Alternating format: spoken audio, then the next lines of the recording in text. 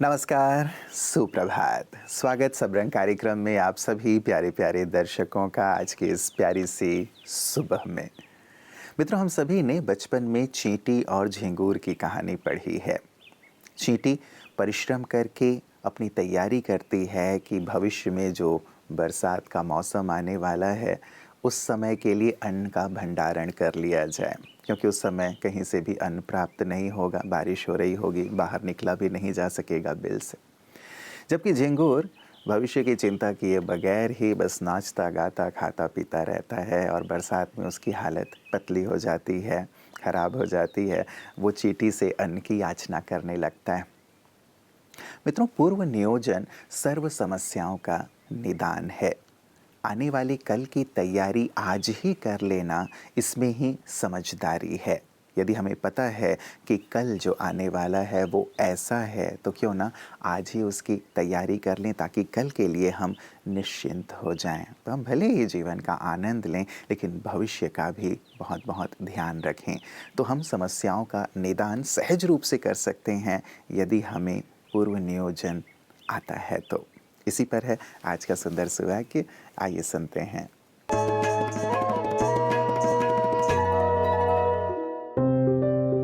समस्याओं का समाधान है पूर्व नियोजन।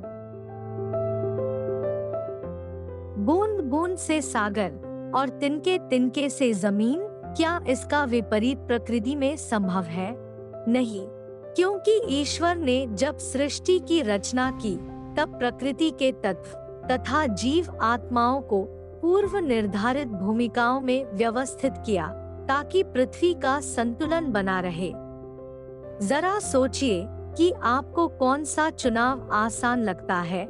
दिन की शुरुआत में इस सोच से विचलित होना कि आगे के काम हम कैसे समय रहते निपटाएं, या दूसरा कि पूर्व दिवस के अंत में ही हम अपने दिनचर्या को एक टाइम टेबल में विभाजित करें, ताकि समय व्यर्थ ना गवाएं। एक सफल जीवन दूसरे चुनाव का फल है। आजकल समस्या जीवन का एक अभिन्न अंग बन गया है, लेकिन पूर्व निर्धारित निर्णयों से हम इनका निष्कासन कर सकते हैं।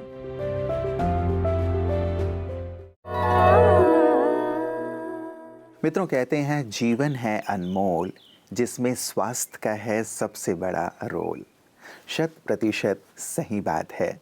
यदि स्वास्थ्य से संबंधित कोई समस्या हमारे जीवन में आ जाती है तो हमारी गति थम सी जाती है। हम जो कार्य कर रहे होते हैं वो कार्य नहीं कर पाते।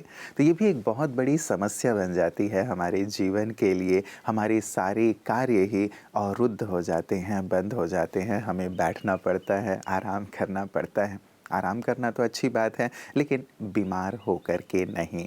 आप संपूर्ण स्वस्थ रहें और निरंतर आगे से आगे बढ़ते रहें अपने लक्ष्य की ओर। इसीलिए हम प्रतिदिन आपके लिए लेकर आते हैं आपका स्वास्थ्य आपके हाथ में, जो बहुत ही सुंदर सा सेगमेंट है जिसमें हम स्वास्थ्य की चर्चा करते हैं।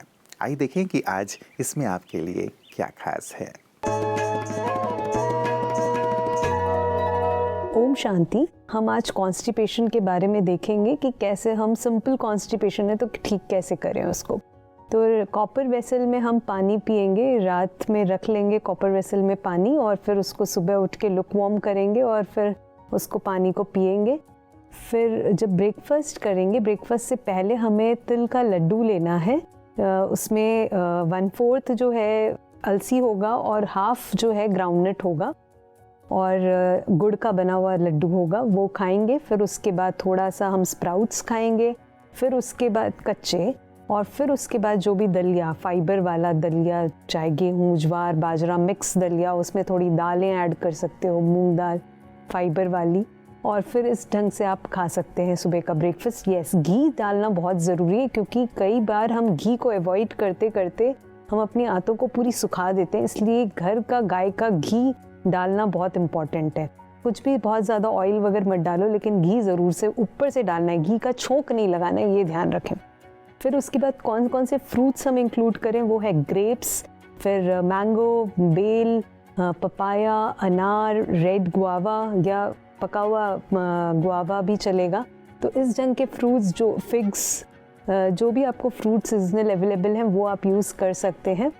फिर लंच में सलाद बहुत इम्पॉर्टेंट है, और बीच में सलाद खाने के बाद फिर जो भी आप लंच कर रहे हैं वो उसको करने के बाद बटर मिल्क ज़रूर लें, वो हेल्प करता है डाइजेशन में। और बटर मिल्क कौन सा, दही का छाछ नहीं बनाना है, लेकिन जो मक्खन निकलता है जिससे उसका छाछ बनाना है। और अगर आपको सर्दी रहती है तो उसमें थोड़ा सा नमक डाल लें, थोड़े गरम मसाला लाइक ब्लैक पेपर का पाउडर और ये सारी चीज़ें डाल सकते हैं, तो उसका तासीर ठीक हो जाएगा। और डिनर में 5 बजे तक डिनर आप कर लें, और फिर उसके बाद रात में सोने के पहले दूध में ईसबगोल के साथ दूध ले लें, या फिर आप गरम गरम दूध में मुनक्का डाल लें 10 मुनक्का, और फिर दूध पिए, तो आई एम श्योर इससे आप कॉन्स्टिपेशन ठीक कर सकते हैं। यस, पानी का ध्यान रखें, खाने के 1 घंटे बाद ही पानी पिएं और सिप बाय सिप पिएं, ज़्यादा पानी पिएं। ओम शांति। मित्रों, जीवन में आने वाली जो विपत्तियां या परिस्थितियां हैं, उनसे गुजरकर व्यक्ति जो अनुभव प्राप्त करता है, जो अनुभव सीखता है, वो अनुभव सिखाने वाला विद्यालय सारे संसार में और कहीं नहीं है। इसीलिए विपत्तियों को भी अनुभवी बनने का एक सुंदर साधन मान लेना बहुत ज़रूरी है। न केवल विपत्तियाँ मित्रों, लेकिन दिन प्रतिदिन हम जहाँ से भी गुज़रते हैं कोई ना कोई बात सीख कर ही गुज़रते हैं। और यदि उन अनुभवों को हम अपनी सफलता का आधार बना लें, आगे बढ़ने का आधार बना लें, तो सचमुच ये अनुभव हमारे लिए सबसे बड़ी संपदा बन जाते हैं। और यही कार्य करते हैं हमारे विशिष्ट जन भी, अपने अनुभवों के आधार पर शिखर तक पहुँचने का। और अपने अनुभवों को ही हमारे साथ भी वो साझा करने के लिए प्रतिदिन हमारे साथ होते हैं विशिष्ट जन की बातें विशेष में। आइए देखें आज हमारे साथ कौन से विशेष मेहमान हैं। देखिए, मैंने एक तो यहाँ पे आने के बाद ये देखा कि जितना मैंने यहाँ समय अभी तक गुजारा है जी, तो उसमें मैंने यहाँ का जो एक माहौल है उसमें अनुशासन आदमी के जीवन के लिए हर स्थिति में अनुशासन बहुत जरूरी है जी। तो अनुशासन जो है बहुत अच्छा है। दूसरी बात, यहाँ का जो माहौल है वो माहौल जो है, जो मकसद है, उस मकसद को जो है तक पहुँचने के लिए यहाँ का जो माहौल है उसमें जो जिस तरह का यहाँ काम हो रहा है और जिस तरह की जो है शिक्षा का और जिस तरह का जो है वातावरण यहाँ है, तो वो मैं समझता हूँ कि जो मंजिल है उसे पहुँचने तक यहाँ जो है वो एक बहुत अच्छा एनवायरनमेंट है। यहाँ एक बहुत अच्छा माहौल है, उसके लिए बहुत अच्छा अनुशासन है, बहुत अच्छा प्रयास है। तो मैं समझता हूँ कि जो यहाँ कोशिश हो रही है वो बहुत बेहतर है। आप क्या लेके जा रहे हैं?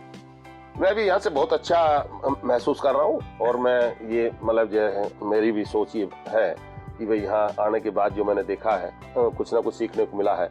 देखिए, इंसान का जो जीवन है, इंसान जब से पैदा होता है जब तक इंसान का आखिर होता है, तो बहुत सारे लोग तो सोचते हैं कि साहब हमने तो जो है कुछ समय में जो है सब कुछ हमने प्राप्त कर लिया, हमने सब कुछ जान लिया, सब कुछ सीख लिया। लेकिन इंसान जो है जब से पैदा होता है और जब तक उसका आखिरी अंत होता है तब तक जो है उसे सीखना पड़ता है। हर बात में कहीं ना कुछ उसे सीखने को मिलता है।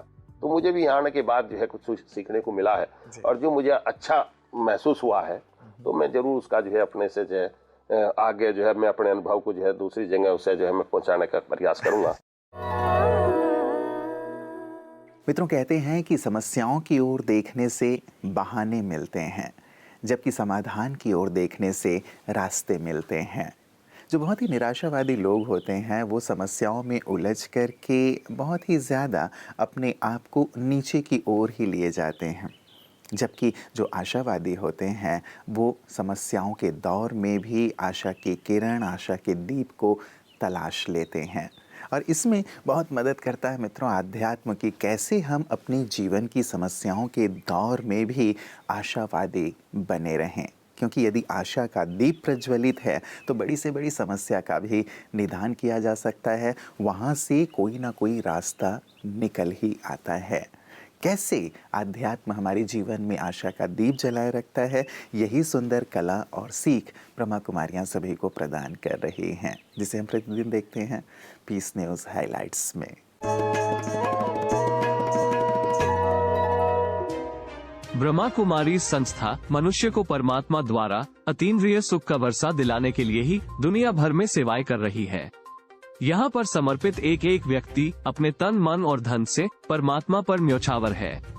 इसी अखंड सेवा को आगे बढ़ाने के लिए झारखंड के गुमला स्थित डीएसपी रोड वीर कुंवर सिंह कॉलोनी में ब्रह्मा कुमारीज के नवनिर्मित सेवा केंद्र शिव दर्शन भवन का भव्य उद्घाटन किया गया।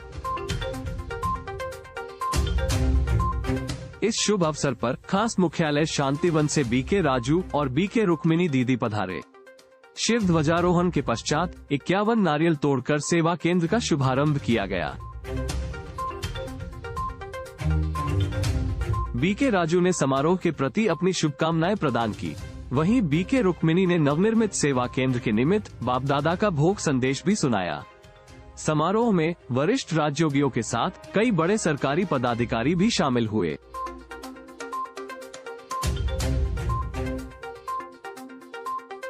हजारों राजयोगी भाई बहनों ने मिलकर नगर में भव्य शोभा यात्रा निकाली।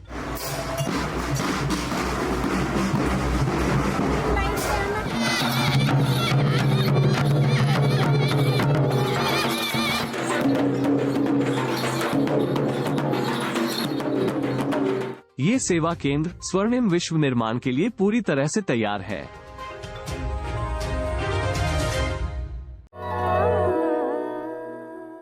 मित्रों, कहते हैं हमारे जीवन की अधिकांश समस्याओं के दो ही कारण है।